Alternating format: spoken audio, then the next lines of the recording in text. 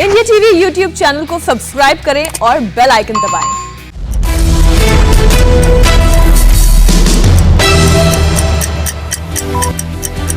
नमस्कार, मैं हुसैन रिजवी। सुबह 9 बजे की 9 बड़ी खबरों में आपका स्वागत है और शुरुआत कर रहे हैं हम इस वक्त की सबसे बड़ी खबर के साथ। काबुल में फंसे हिंदुस्तानियों की भारत वापसी का मिशन शुरू हो चुका है। 120 से ज्यादा भारतीय नागरिकों को लेकर एयरफोर्स का विमान C-17 काबुल से सुबह 7:30 बजे टेक ऑफ कर चुका है, उड़ान भर चुका है। एयरफोर्स के C-17 ग्लोब मास्टर से भारतीय नागरिकों को वापस वतन लाया जा रहा है। यह प्लेन अभी पर्शियन गल्फ के ऊपर है। इस प्लेन में राजदूत रुपिंदर टंडन समेत दूतावास के कई अधिकारी, कर्मचारी, डिफेंस के स्टाफ, पत्रकार और अफगानी नागरिक भी कुछ इस विमान के जरिए हिंदुस्तान लाए जा रहे हैं। आज सुबह 7:30 बजे यह विमान टेक ऑफ कर चुका है। तो एक बड़ी राहत भरी खबर है ये। 120 नागरिकों को लेकर के ये विमान भारत के लिए उड़ान भर चुका है। हमारे डिफेंस एडिटर मनीष प्रसाद इस पर और ज्यादा अपडेट के लिए हमारे साथ जुड़ चुके हैं। मनीष, वाकई एक बड़ी राहत की बात है ऐसे वक्त में जब लगातार वहां पर हंगामा बढ़ता जा रहा है। 120 भारतीयों को लेकर के ये प्लेन वहां से टेक ऑफ कर चुका है। ये प्लेन कब लैंड कर रहा है दिल्ली में और इसके बाद आगे का क्या कार्यक्रम है? आगे कब भारतीय नागरिकों को वहां से कैसे निकाला जाएगा? हुसैन, सबसे पहले मैं आपको बता दूं कि यहां तक पहुंचना बेहद मुश्किल था भारतीय एम्बेसी के लिए, और क्योंकि जो एम्बेसी से लेकर एयरपोर्ट तक का, यानी हामिद करज़ई इंटरनेशनल एयरपोर्ट तक का जो रास्ता था वो बहुत टफ था, क्योंकि पूरे रास्ते में तालिबान था और इसी वजह से बहुत सिक्योर करके करीबन 25 गाड़ियों के काफिले के साथ खुद ambassador Rupinder Tandon, defence adviser brigadier Saurabh, उसके बाद colonel SK Singh, political adviser Sanjay Sutar, IG Sonal Agnihotri, उसके अलावा ITBP के जवान, और ये सभी लोग एक एक कर गाड़ियों में पहुंचे। अर्ली मॉर्निंग पहुंचने के बाद करीबन 3 से 4 घंटे वो खुद गाड़ी के अंदर रहे, क्योंकि हालात जो एयरपोर्ट के ठीक बाहर करीबन 20 से 25 हजार लोगों की भीड़ थी। और फिर अंदर पहुंचने के बाद वो ग्लोब मास्टर में पहुंचे। ग्लोब मास्टर को पूरी तरीके से भारतीय वायुसेना के गरुड़ कमांडोज, जो कि करीबन 120 की संख्या में थे, उन्होंने सिक्योर कर रखा था।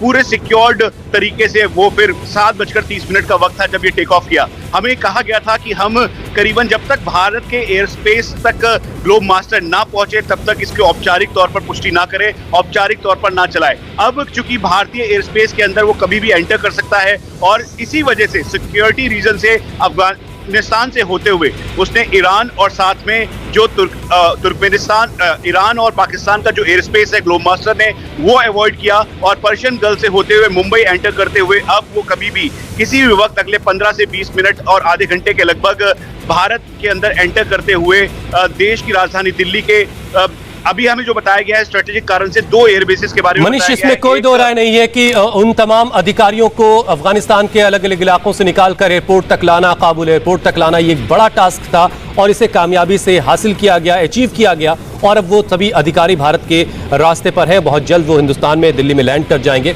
एक और बड़ी खबर दर्शकों को बता दें, भारत आने वालों के लिए गृह मंत्रालय ने fast track emergency visa scheme launch कर दी है। भारत ने अफगानिस्तान से अपने नागरिकों को निकालने के लिए विदेश मंत्रालय में एक स्पेशल सेल बनाया, एक खास सेल बनाया गया है। सूत्रों के मुताबिक देश वापस लौटना चाहने वाले भारतीय नागरिक सुरक्षित जगहों पर हैं और 1-2 दिन में उन सब की वापसी करवा ली जाएगी। विदेश मंत्री S जयशंकर ने आधी रात को ट्वीट करके बताया कि काबुल के हालात पर लगातार हमारी नजर बनी हुई है। अफगानिस्तान की स्थिति पर लगातार नजर बनाए हुए हैं। भारत लौटने के इच्छुक लोगों की चिंता को समझता हूं। इस समय एयरपोर्ट का संचालन सबसे बड़ी चुनौती है, जिसके लिए सभी सहयोगियों से बात की जा रही है।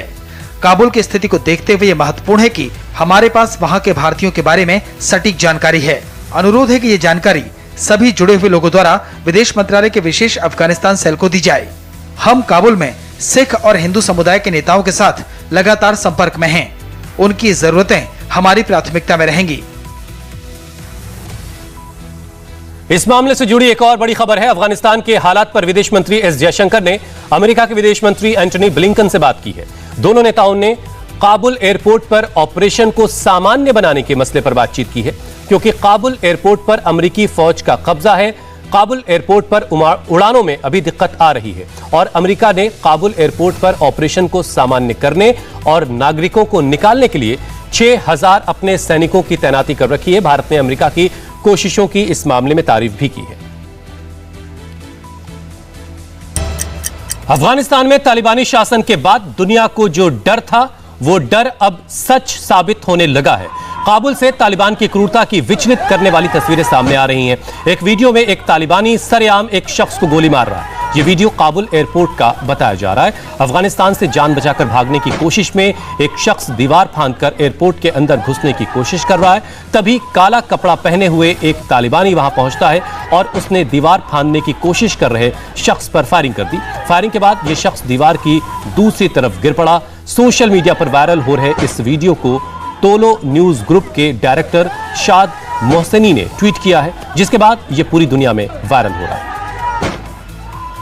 मनीष हमारे साथ लगातार जुड़े हैं। मनीष, लगातार तालिबान तो यह कह रहा था कि वो किसी भी तरह की हिंसा नहीं करेगा, ना करना चाहता है, लेकिन ये तस्वीरें बता रही थी कि दुनिया का डर गलत नहीं था। हुसैन, दोहा तालिबान और तालिबान जो इस समय अफगानिस्तान में पूरा आसमान जमीन का अंतर है और ये तस्वीर उसका सबूत है, क्योंकि फ्रिंज एलिमेंट इतने ज्यादा हैं तालिबान में, अलग अलग ग्रुप्स हैं और यही वजह है कि इस समय काबुल में सबसे ज्यादा उपद्रव तालिबान मचा रहा है। एट्रोसिटीज इंक्रीज होने वाली है और जो इस समय की स्थिति है उसके हिसाब से जो महिलाएं हैं वो बहुत ज्यादा इनसिक्योर फील कर रही हैं। कई काबुल की जो वुमेन सिविल सोसाइटी के लोग थे उनसे हमारी बात हुई, उन्होंने कहा कि इस सिचुएशन में वो जो घबराई हुई हैं। तो ये तस्वीर उसका ज्यादा जीता जागता सबूत है और इसी वजह से अब सभी लोग जो अफगानिस्तान के हैं वो वीजा अप्लाई कर रहे हैं रेफ्यूजी के तौर पर किसी और यही वजह है कि ज्यादा से ज्यादा तादाद में लोग अब अफगानिस्तान छोड़ के वहां से निकल आना चाहते हैं।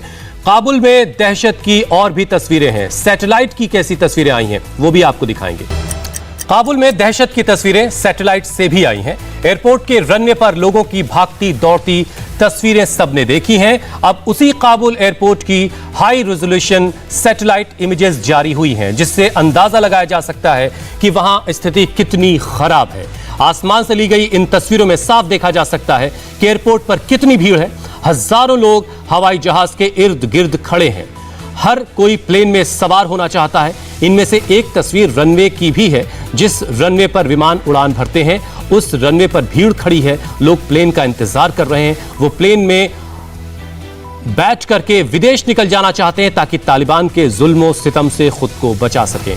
और कल जिस तरह की तस्वीर हम सब ने देखी वो शायद ही कभी किसी ने देखी हो, जब एक उड़ान भरते हुए प्लेन पर किसी सूरत से लटक कर लोग चले जाना चाहते थे। वाकई हैरान करने वाली तस्वीरें थी। एक और सैटेलाइट की तस्वीर आपको दिखा रहे हैं। काबुल एयरपोर्ट के एंट्रेंस की यह तस्वीर है। इस चौराहे पर भयंकर भीड़ है, हर किसी को एयरपोर्ट में जाना है। दूसरी तस्वीर में कारों का भीषण जाम लगा हुआ है। ये देखिए आप तस्वीर, हर तरफ से लोग जो है बस एयरपोर्ट पहुंचना चाहते हैं और इस वजह से सड़क पर जबरदस्त जाम लगा है। लोग अपने घरों से कारों में बैठकर काबुल एयरपोर्ट पहुंचना चाहते थे, लेकिन एयरपोर्ट के पास चौराहे पर जबरदस्त जाम लगा। कोई भी अपनी कार से एयरपोर्ट तक नहीं पहुंच सका। ऐसे में लोगों ने अपनी कार सड़क पर ही खड़ी कर दी और पैदल ही एयरपोर्ट की तरफ निकल पड़े। अफगानिस्तान में अफरा तफरी कैसी है, इन तस्वीरों को देखकर अंदाजा लगा लीजिए। अमेरिका का C-17 ग्लोब मास्टर लोगों के रेस्क्यू के लिए पहुंचा तो उसमें कैपेसिटी से ज्यादा लोग सवार हो गए। 640 लोग ग्लोब मास्टर में बैठे नजर आ रहे हैं, जबकि कैपेसिटी 134 की होती है। 134 लोगों के बैठने की जगह होती है, लेकिन 640 लोग इसमें बैठ गए। काबुल से यह विमान कतर जा रहा था, उस वक्त की तस्वीर है। अफगानिस्तान के मौजूदा संकट और वहां से अमेरिकी सैनिकों की वापसी के बाद पहली बार अमेरिकी राष्ट्रपति जो बाइडेन अमेरिका को उन्होंने संबोधित किया। भारतीय समय के मुताबिक रात 1:30 बजे दी गई अपनी स्पीच में जो बाइडेन ने यह साफ कर दिया कि अमेरिका किसी भी कीमत पर अफगानिस्तान नहीं लौटने वाला है।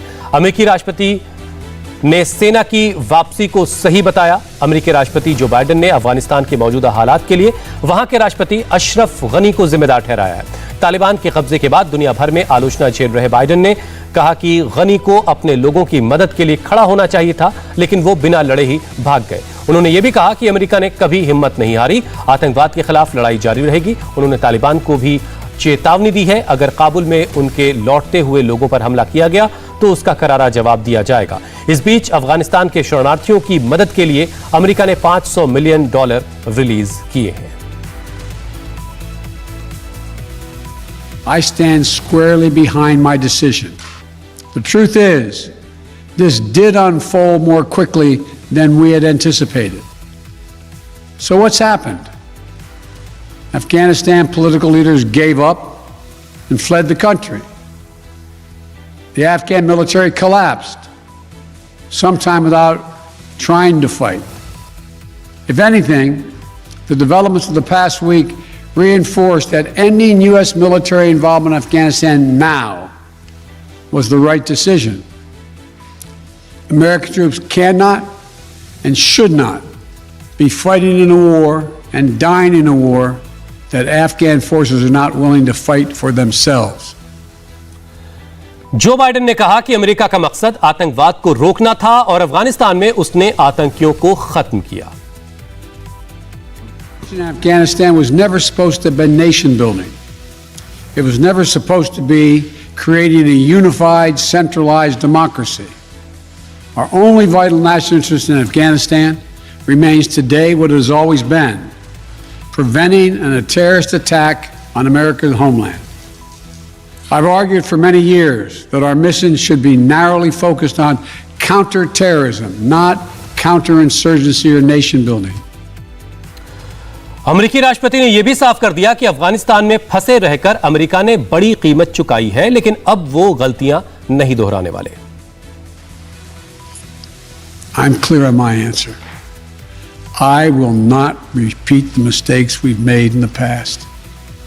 Mistake of staying and fighting indefinitely in a conflict that is not in the national interest of the United States, of doubling down on a civil war in a foreign country, of attempting to remake a country through the endless military deployments of U.S. forces. Those are the mistakes we cannot continue to repeat, because we have significant vital interest in the world that we cannot afford to ignore. Kabul में तालिबान के आतंक का खौफ किस तरह से लोगों के मन में घर कर चुका है, उसकी तस्वीर देखनी हो तो इस वक्त बस आप एयरपोर्ट का हाल देख लीजिए। हम आपको 3 तस्वीरें इस वक्त दिखा रहे हैं। इन तीनों तस्वीरों में से 2 तस्वीरें एयरपोर्ट के बाहर की हैं और बाकी 2 तस्वीर अंदर की है। सोमवार की हालत ये थी कि एयरपोर्ट के अंदर जाने के लिए लोगों के बीच भगदड़ मची हुई थी। वहीं एयरपोर्ट के अंदर जो लोग थे वो जहाज़ों के ऊपर चढ़े जा रहे थे, जिसे जहां जगह मिल रही थी वो वहां अपने पैर बस टिका लेना चाहता था। ये सब इसलिए हो रहा था क्योंकि लोग तालिबान के डर और खौफ से बस किसी तरह से वहां से निकल जाना चाहते थे। अफगानिस्तान किसी भी कीमत पर बस छोड़ देना चाहते थे। अफगानिस्तान की राजधानी काबुल के एयरपोर्ट पर जबरदस्त अफरा तफरी का माहौल है। वहां के हालात को देखते हुए तमाम मुल्क अपने नागरिकों को वहां से निकालने में लगे हैं। स्पेशल प्लेन्स के जरिए उनको निकाला जा रहा है। इन स्पेशल प्लेन्स में किसी और को घुसने की इजाजत नहीं है, लेकिन अफगान नागरिक इतने डरे हुए हैं कि वो भी अपने मुल्क में नहीं रुकना चाहते।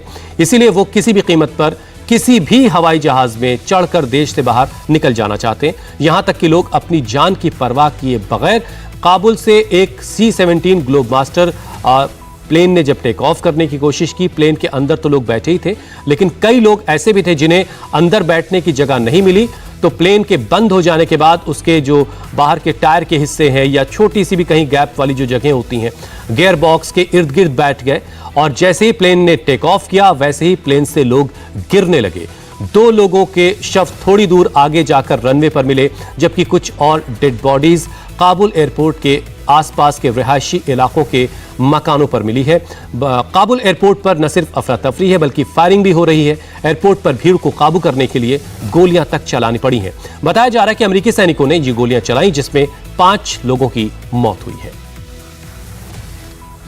काबुल एयरपोर्ट पर भगदड़ जैसे हालात हैं। इस एयरपोर्ट पर अमेरिका का कब्जा है। अमेरिका यहां से अपना अस्थायी दूतावास चला रहा है। सभी कमर्शियल फ्लाइट्स को रोक दिया गया है। सिर्फ और सिर्फ अमेरिका की सैन्य फ्लाइट्स यहां से ऑपरेट कर रही हैं। पेंटागन को डर है कि काबुल पर तालिबान का दखल बढ़ने के बाद एयरपोर्ट पर अमेरिका का शिकंजा ढीला हो सकता है। काबुल एयरपोर्ट पर अमेरिका 6000 सैनिक तैनात कर चुका है ताकि अमेरिकी नागरिकों को सुरक्षित वहां से निकाला जा सके। इनमें से 1500 सैनिक काबुल हवाई अड्डे पर पहुंच चुके हैं और 3500 सैनिक आज रात तक वहां पहुंच जाएंगे। अमेरिका ने कहा है कि अमेरिका ये साफ कर चुका है कि अगर काबुल एयरपोर्ट की सुरक्षा में बल प्रयोग भी करना पड़ेगा तो वो इससे पीछे नहीं हटेगा। it would certainly be wrong to conclude that the United States military did not view as a distinct possibility that the Taliban could overrun the country and including Kabul. Now, as we've talked about here many times, it happened very fast. And one of the things that we couldn't anticipate and didn't anticipate was the degree to which Afghan forces capitulated, sometimes without a fight. बड़ी खबर अफगानिस्तान के राष्ट्रपति अशरफ गनी के काबुल छोड़ने को लेकर एक बड़ा खुलासा हो रहा है। रूसी मीडिया की रिपोर्ट का हवाला देते हुए पीटीआई ने रिपोर्ट दी है कि अशरफ गनी जिस वक्त अफगानिस्तान से भाग रहे थे उस वक्त वो अपने साथ नोटों से भरे बैग लेकर गए। रिपोर्ट के मुताबिक अशरफ गनी एक हेलीकॉप्टर के जरिए काबुल से भागे और जिस हेलीकॉप्टर से गनी विदेश गए उस हेलीकॉप्टर में नोटों से भरे हुए बैग रखे हुए थे। रूसी मीडिया ने अपने दूतावास के एक अधिकारी के हवाले से बताया है कि गनी अपने साथ नोटों से भरे इतने बैग लेकर गए हैं कि हेलीकॉप्टर में जगह कम पड़ रही थी और मजबूरी में उन्हें कुछ नोटों से भरे बैग हवाई पट्टी पर छोड़ने पड़े। अब आपको बताते हैं कि अशरफ गनी के काबुल छोड़ने को लेकर क्या रिपोर्ट छपी है। रूस की मीडिया ने दूतावास के कर्मचारी के हवाले से खबर छापी है। इस रिपोर्ट में कहा गया है कि 72 साल के राष्ट्रपति अशरफ गनी जब काबुल छोड़ रहे थे तो उनका हेलीकॉप्टर नोटों से भरा हुआ था। चॉपर में चढ़ने से पहले अशरफ गनी अपने साथ इतने नोट लेकर आए कि उन्हें रखने के लिए 4 कारों का इस्तेमाल करना पड़ा। अशरफ गनी और नोटों से भरे बैग हेलीकॉप्टर में रखना चाहते थे, लेकिन जब चॉपर और नोट से भर चुका था तो गनी ने नोटों से भरे कुछ बैग एयरफील्ड यानी हवाई पट्टी पर ही छोड़ दिए। अफगानिस्तान में तालिबान की एंट्री के बाद पूरी दुनिया में टेंशन है। कल संयुक्त राष्ट्र सुरक्षा परिषद की आपात बैठक हुई और आज यूरोपीय यूनियन के विदेश मंत्री अफगानिस्तान के हालात पर चर्चा करने वाले हैं। कल संयुक्त राष्ट्र सुरक्षा परिषद की बैठक में संयुक्त राष्ट्र के महासचिव एंटोनियो गुटेरेस ने दुनिया के देशों से एकजुट होने की अपील की। अफगानिस्तान पर तालिबान के कब्जे के बाद पूरे देश में अफरा तफरी है। पूरी दुनिया की नजरें अफगानिस्तान पर हैं।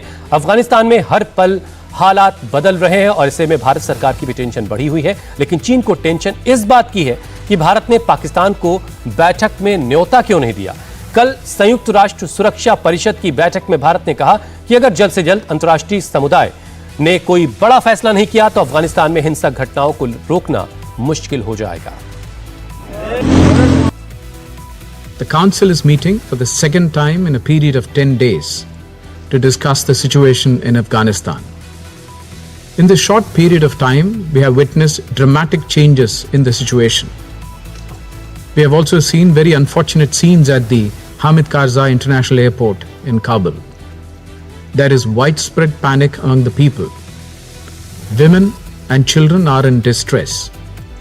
Incidents of firing have been reported from the city, including at the airport. While the security situation remains precarious, a grave humanitarian crisis is unfolding. We have heard urgent appeals from all quarters, including from the Secretary General. It is time for the international community, in particular this Council, to act and ensure an immediate cessation of violence and contain any possible crisis and mitigate its consequences. As a neighbor of Afghanistan, as a friend of its people, the current situation prevailing in the country is of great concern to us in India. Afghan men, women and children are living under a constant state of fear. They are uncertain about their future. Everyone is concerned about the increasing violations of the fundamental rights of the Afghan citizens. Afghans are worried about whether their right to live with dignity would be respected. There are many unanswered questions. We hope that the situation stabilizes soon and the parties concerned address the humanitarian and security issues. UN में अफगानिस्तान ने भी कहा कि हमने कंधार में सेना के जवानों को सरेआम फांसी पर लटकाए जाने की बर्बर तस्वीरें देखी हैं। इसलिए दुनिया के देश तालिबान के आतंक को समझें। I'm speaking for millions of Afghan girls and women who are about to lose their freedom to go to school, to work, and to participate in the political, economic, and social life of the country. As you're witnessing yourself, the situation in Kabul, a city of about 6 million people, is extremely worrying to say the least. You have seen chaotic scenes at the Kabul International Airport as desperate citizens are trying to leave the country. We've witnessed time and again how Taliban have broken their promises and commitments in the past. We have seen gruesome images of Taliban's mass executions of military personnel and target killings of civilians in Kandahar and other big cities. Mr. President, we cannot allow this to happen in Kabul, which has been the last refuge for many people escaping violence and Taliban's revenge attacks. Kabul residents are reporting that Taliban have already started house-to-house searches in some neighborhoods, registering names and looking for people in their target list. दुनिया भर में अफगानिस्तान की चिंता है, लेकिन चीन को संयुक्त राष्ट्र सुरक्षा परिषद की बैठक में भी अफगानिस्तान से ज्यादा चिंता पाकिस्तान की हो रही थी। A few council members said in their statement that they wish to see that greater roles played by Afghan's neighbors and regional countries. We learned that some regional countries and Afghan's neighbors had made requests to participate in today's meeting. It is regrettable that their request were not granted. और यह वक्त एक break का। Break के बाद आपको दिखाएंगे कि कहां पेट्रोल टैंकर में आग लगने के बाद 4 लोग जिंदा जल गए।